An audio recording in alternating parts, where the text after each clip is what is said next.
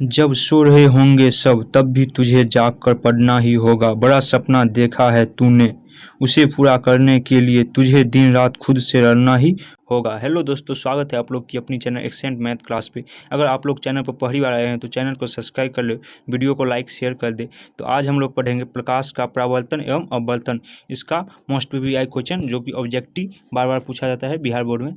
तो इसका पहला नंबर क्वेश्चन दिया हुआ 4 ऑप्शन है, इसमें से आपको टिक मारना है और बताना है 50 क्वेश्चन में आपका कितना क्वेश्चन सही हुआ है, कमेंट कीजिएगा।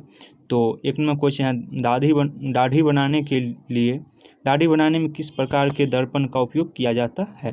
तो दाढ़ी बनाने में किस प्रकार का दर्पण का उपयोग किया जाता है।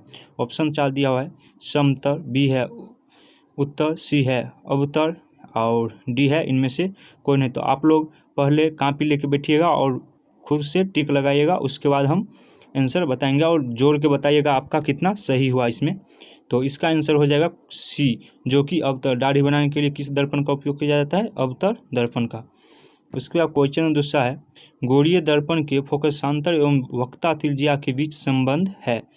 तो ऑप्शन ए नंबर है आर बराबर 2f, बी नंबर है 2, सी नंबर है एफ बराबर r/2 और डी नंबर है r बराबर एफ। तो आप लोग आंसर दीजिएगा। उसके बाद अब हम बढ़ते हैं इसका आंसर। तो इसका आंसर हो जाएगा सी, जो कि है एफ बराबर r/2। आप लोग आंसर कमेंट में दीजिएगा, ठीक है। उसके बाद 3 नंबर क्वेश्चन है यदि किसी अवतल दर्पण की फोकस दूरी f तथा वक्ता त्रिज्या r हो तो क्या होगा। 4 ऑप्शन है, ए नंबर है एफ बराबर r/2, बी नंबर ऑप्शन है एफ बराबर 2r, सी नंबर ऑप्शन है एफ बराबर 3r/2 और डी नंबर है एफ बराबर 0। तो इसका आंसर क्या हो जाएगा आप लोग कमेंट कीजिएगा। तो इसका आंसर हो जाएगा ए, जो कि एफ बराबर r/2 हो जाएगा। उसके बाद 4 नंबर क्वेश्चन दिया है अवतल दर्पण से परावर्तन के बाद किरण किस बिंदु से होकर गुजरती है। बोल रहा है अवतल दर्पण से परावर्तन के बाद किरण किस बिंदु से होकर गुजरेगी। तो ऑप्शन है सी, एफ, पी, सी और पी के बीच। तो इसका आंसर क्या हो जाएगा आप लोग बताइएगा कमेंट में। इसका आंसर हो जाएगा बी, एफ यानी फोकस से होकर गुजरेगा। उसके बाद क्वेश्चन नंबर 5 है किस दर्पण से वस्तु को कहीं भी रखने से वस्तु के बराबर आकार का सीधा प्रतिबिंब बनता है तो दर्पण होगा। तो ए नंबर ऑप्शन है उत्तर, अवतल, समतल, समतल तथा उत्तर, यानी किस प्रकार का दर्पण बनेगा यही पूछ रहा है। तो इसका आंसर हो जाएगा सी, जो कि समतल है। उसके बाद क्वेश्चन नंबर 6 दिया हुआ है प्रकाश के अपवर्तन के कितने नियम है। प्रकाश के अपवर्तन के कितने नियम है।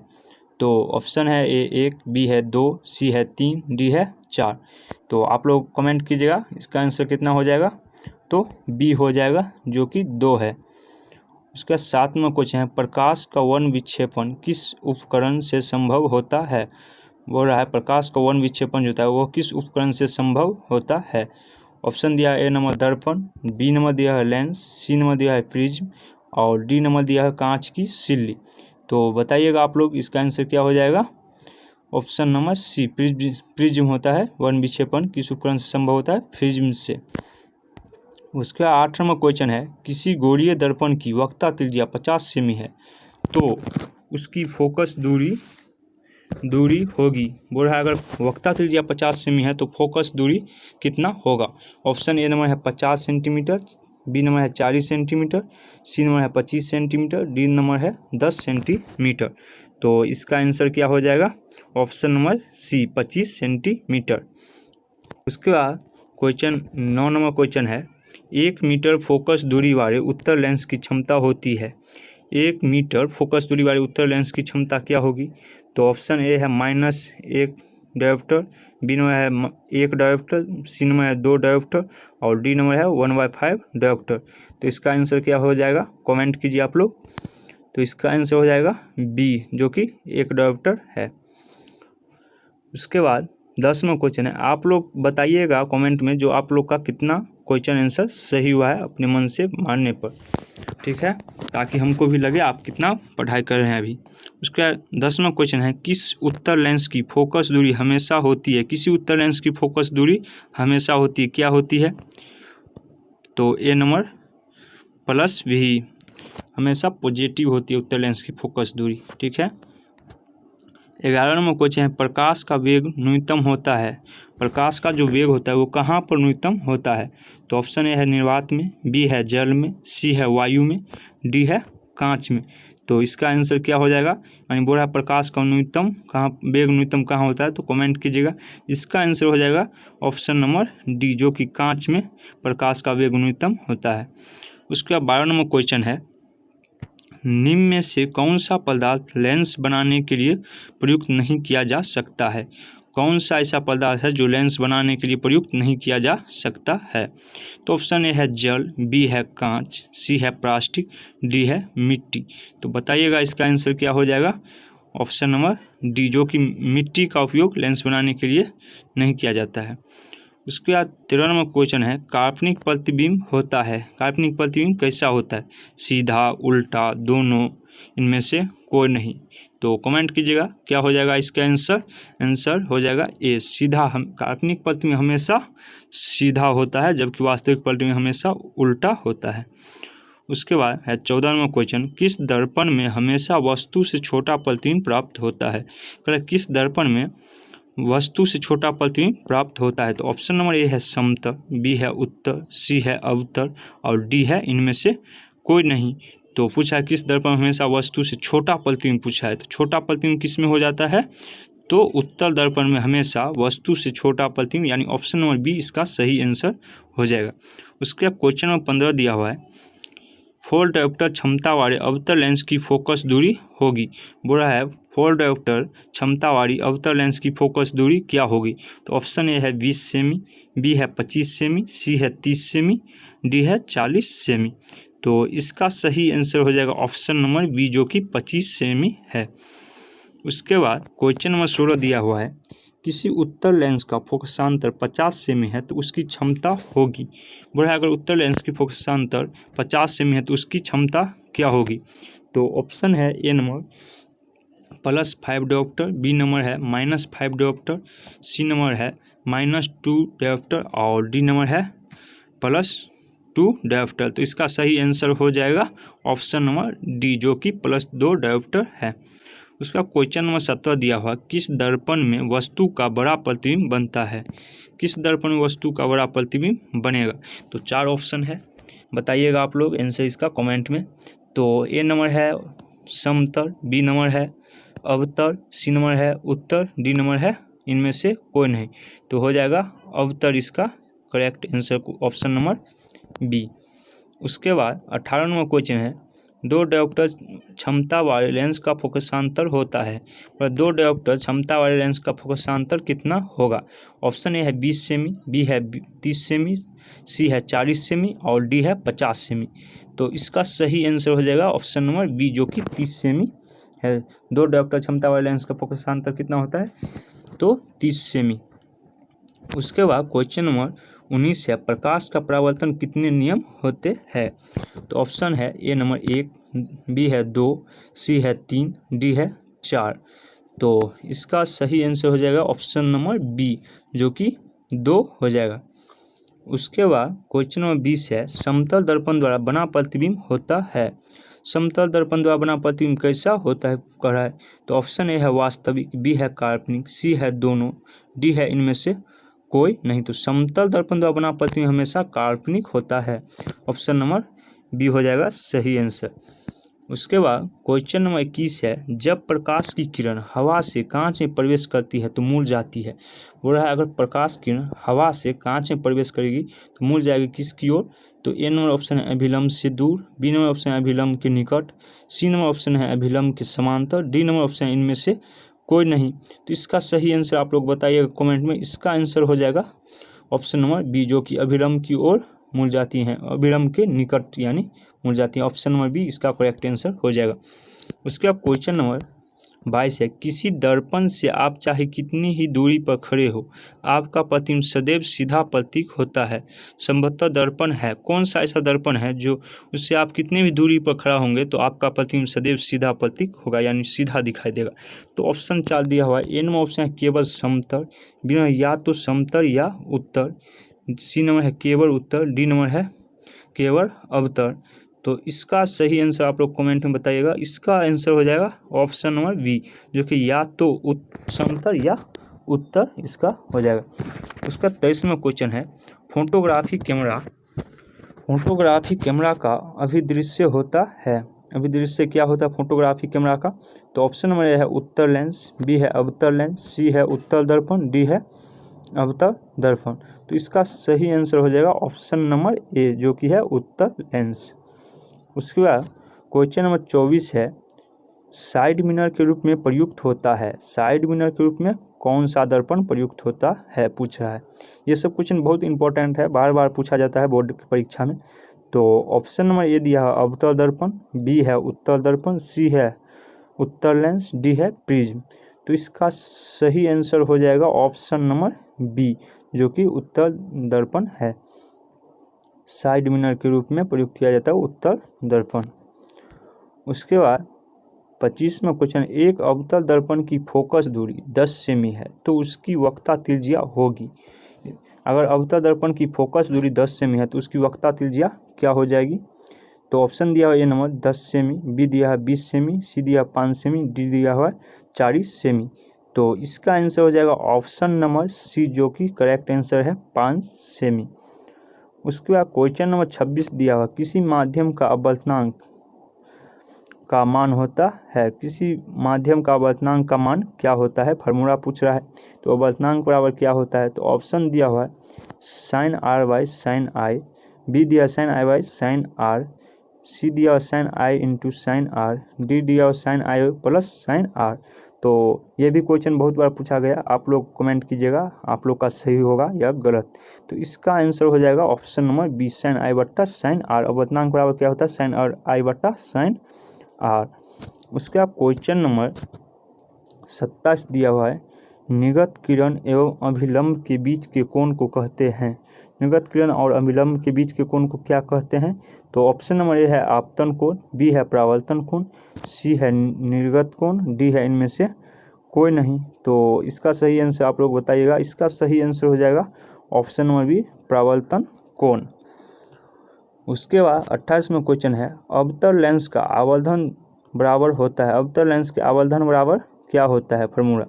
तो ए नंबर ऑप्शन दिया है U by V, B number option है U into V, C number option है यू प्लस वी, और डी नंबर आंसर है वी बाई यू।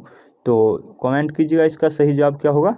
तो इसका हो जाएगा ऑप्शन नंबर डी, जो कि वी बाई यू होगा। उसके बाद 29 नंबर क्वेश्चन है, सरल सूक्ष्मदर्शी में किसका उपयोग होता है? बोल रहा है सरल सूक्ष्मदर्शी में कौन सा दर्पण का या लेंस का उपयोग होता है? तो ऑप्शन नंबर ए है अवतल दर्पण, बी है उत्तल दर्पण, सी है अवतल लेंस, डी है उत्तल लेंस। तो इसका सही आंसर क्या हो जाएगा? ऑप्शन नंबर डी, उत्तल लेंस। उत्तल लेंस प्रयुक्त किया जाता है। उसका क्वेश्चन नंबर 30 जो है, किस लेंस के द्वारा सिर्फ काल्पनिक प्रतिबिंब बनता है?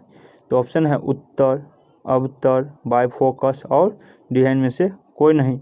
तो बताना, ये भी क्वेश्चन बहुत इंपॉर्टेंट है। तो इसका सही आंसर हो जाएगा ए नंबर, उत्तर लेंस द्वारा काल्पनिक प्रतिबिंब ही सिर्फ बनता है। उसके बाद क्वेश्चन नंबर 31 है, एक उत्तर लेंस होता है। एक उत्तर लेंस क्या होता है? ऑप्शन नंबर ए है सभी जगह समान मोटाई का, बी है बीच की अपेक्षा किरानों पर मोटाई, सी है किरानों की अपेक्षा बीच में मोटा, और डी है इनमें से कोई नहीं। तो उत्तर लेंस होता है, क्या होता है? तो इसका सही आंसर हो जाएगा सी, किनारे की अपेक्षा बीच में मोटा होता है उत्तर लेंस। उसका 32वां क्वेश्चन है, किस बिंब का वास्तविक तथा समान आकार का प्रतिबिंब प्राप्त करने के लिए बिंब को उत्तर लेंस के सामने कहाँ रखें?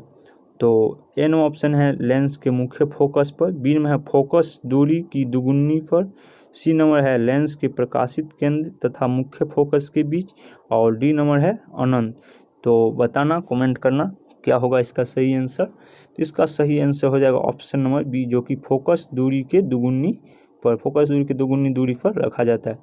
33वां क्वेश्चन है, किसी बिंब का अवतल दर्पण द्वारा बना प्रतिबिंब आभासी, सीधा तथा बिंब से बड़ा पाया गया वस्तु की स्थिति कहाँ होगी?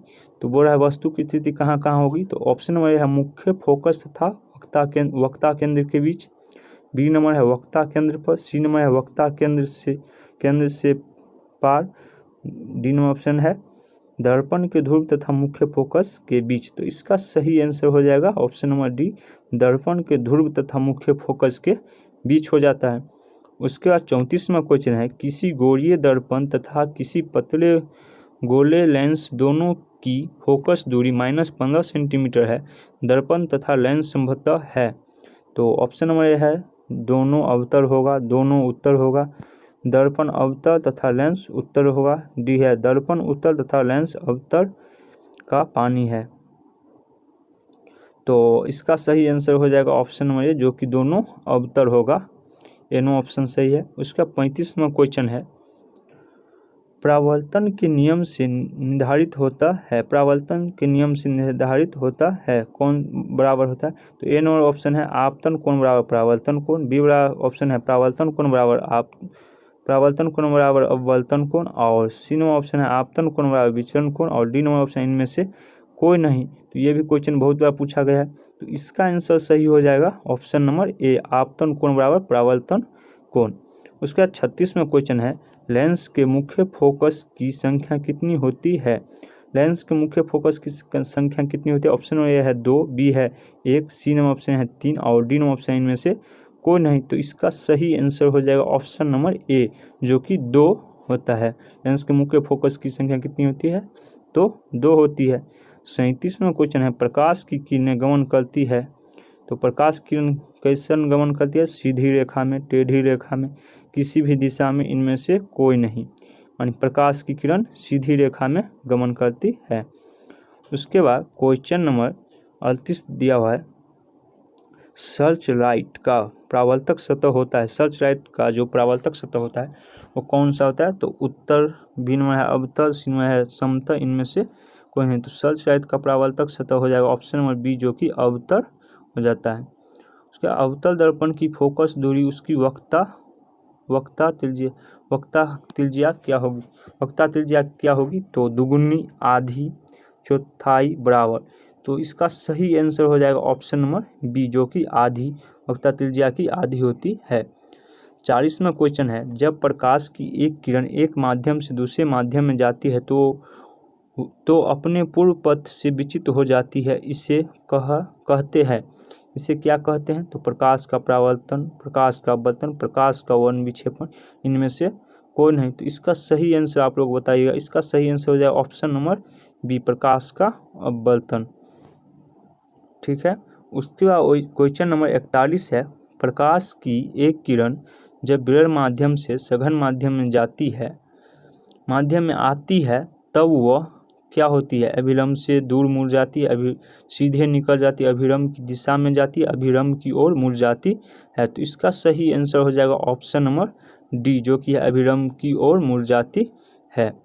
उसके बाद क्वेश्चन नंबर 42 है, जब प्रकाश की किरण दो माध्यम को अलग अलग करने वाली सतह पर लंबवत पड़ती है तो वह अभिलंब से दूर मुड़ जाती है, बिना मुड़े सीधे निकल जाती है, अभिलंब की ओर मुड़ जाती है, और डी नंबर 7 रंगों में टूट जाती है। तो इसका सही आंसर हो जाएगा ऑप्शन नंबर बी, बिना मुड़े सीधे निकल जाती है। उसका क्वेश्चन नंबर 43 है, पानी से भरी बाल्टी की गहराई कम मालूम पड़ने का कारण है।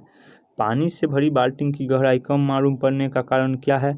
तो ऑप्शन ए है प्रकाश का परावर्तन होता है, ऑप्शन बी है प्रकाश का अपवर्तन होता है, ऑप्शन सी है प्रकाश का वन विक्षेपण होता है, और ऑप्शन डी है इनमें से कोई नहीं।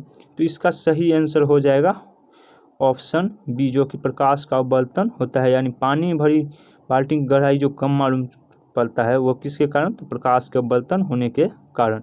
उसका 44वां क्वेश्चन है, जब प्रकाश एक माध्यम से दूसरे माध्यम में जाता है तब अपवर्तन होता है, प्रकाश की चाल में परिवर्तन होने के कारण, प्रकाश की चाल में परिवर्तन नहीं होने के कारण, सी नंबर ऑप्शन है प्रकाश के रंग में परिवर्तन होने के कारण, डी नंबर ऑप्शन है इनमें से कोई नहीं। तो इसका सही आंसर हो जाएगा ऑप्शन नंबर ए, प्रकाश की चाल में परिवर्तन होने के कारण।